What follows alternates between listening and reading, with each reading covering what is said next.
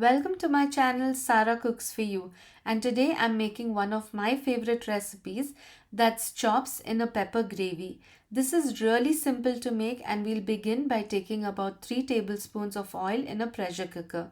We're going to add the chops to the oil and fry it for about 3 to 4 minutes. This step adds a lot of taste and flavor to the chops. So I've fried these for about 3 to 4 minutes, and after this we'll add in a teaspoon of freshly ground ginger garlic paste.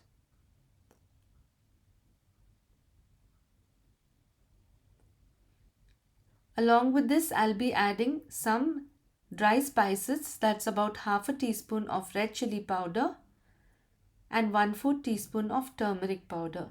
Keep in mind this is pepper masala, and so we'll be adding pepper and also some green chilies later in the recipe. So please add the red chili according to your taste.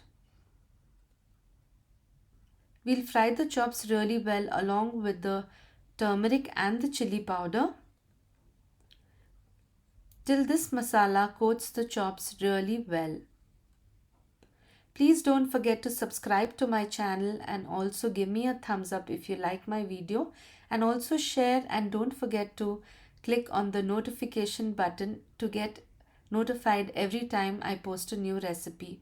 I've added 2 finely chopped tomatoes to this. If you want a dry masala, then you can add just 1 tomato instead of 2. And if you want more masala, you can even add up to 3 tomatoes. So we'll fry this on a high flame, and so that it doesn't get burnt, I'm just adding about 1/4 cup of water.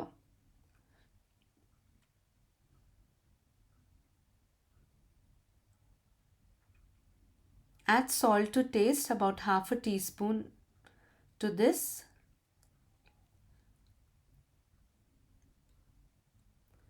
Mix it well, and then we'll pressure cook this for about 10 minutes.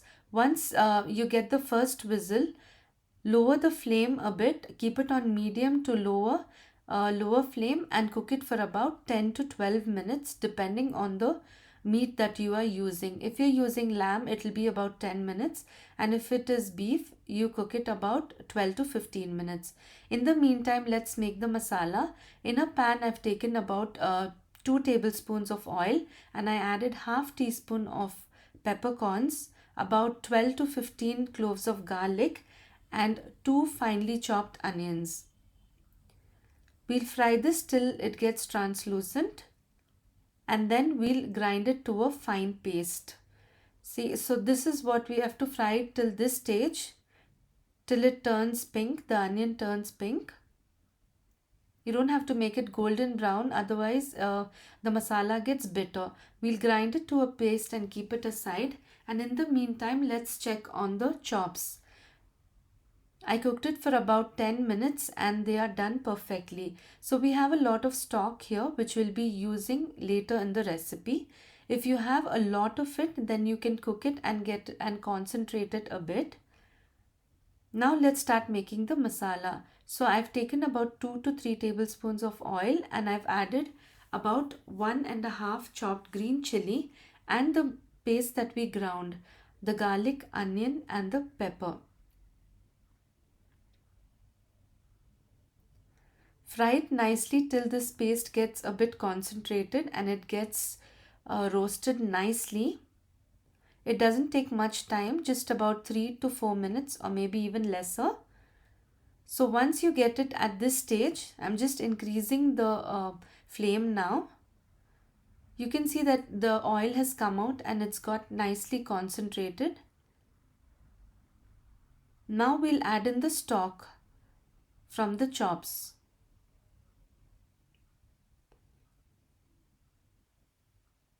Mix it well and allow it to cook for about 1 or 2 minutes.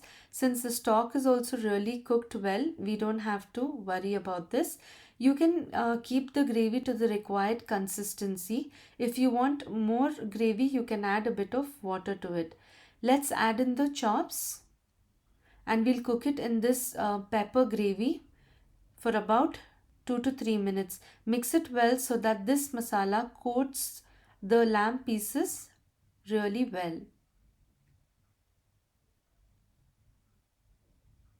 I just added some water, about half a cup of water to the cooker because it still had a lot of stock in it, and I added it to the gravy. Add some finely chopped coriander leaves to this.